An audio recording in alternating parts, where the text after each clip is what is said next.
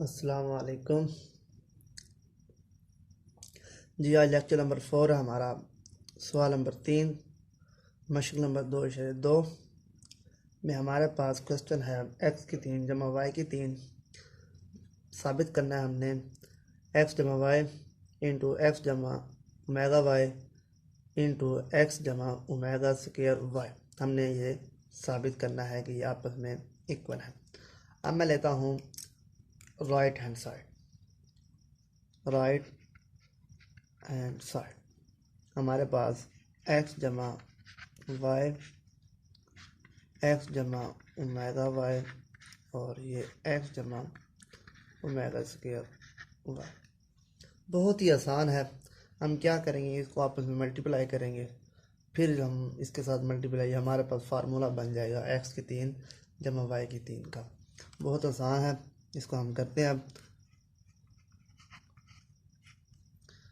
अब इस x को इसके साथ भी मल्टीप्लाई करना है, फिर इसके साथ भी मल्टीप्लाई करना है, तो ये हमारे पास x की स्क्वायर हो गया और ये एक्स वाई ओमेगा स्क्वायर हो जाएगा।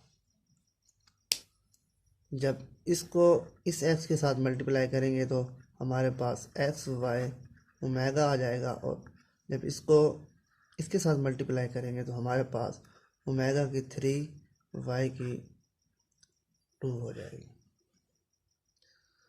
अब हम क्या करेंगे, देखें, ये इधर से हमारे पास एक्स वाई कॉमन आ रहा है।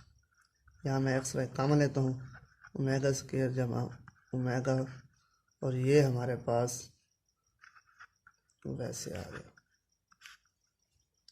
अब देखें, हमने क्यूब रूट्स की जो प्रॉपर्टी पढ़ी हुई है, ऑल क्यूब रूट की यूनिटी होती है हमारे पास 0 के इक्वल होती है, और इनका प्रोडक्ट यानी कि हासिल ज़रब ओमेगा 3 वो 1 के इक्वल होता है। अब यहाँ कीमतें पुट करते हैं, देखें,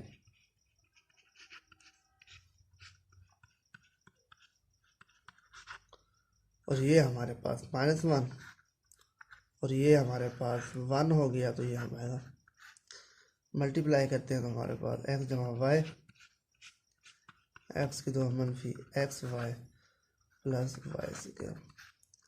ये हमारे पास फार्मूला बन गया, यानी कि ए की 3 जमा बी की 3, ये हमारे पास लेफ्ट हैंड साइड आ गई जी। इंशाल्लाह नेक्स्ट लेक्चर में हम लेक्चर नंबर 5 करेंगे, जिसमें हम क्वेश्चन नंबर 4 करेंगे। जिन्होंने अभी तक ये चैनल सब्सक्राइब नहीं किया, चैनल को सब्सक्राइब करें ताकि आने वाले तमाम लेक्चर आपको मिल सकें। बेल के बटन को ज़रूर प्रेस करें। अस्सलाम वालेकुम।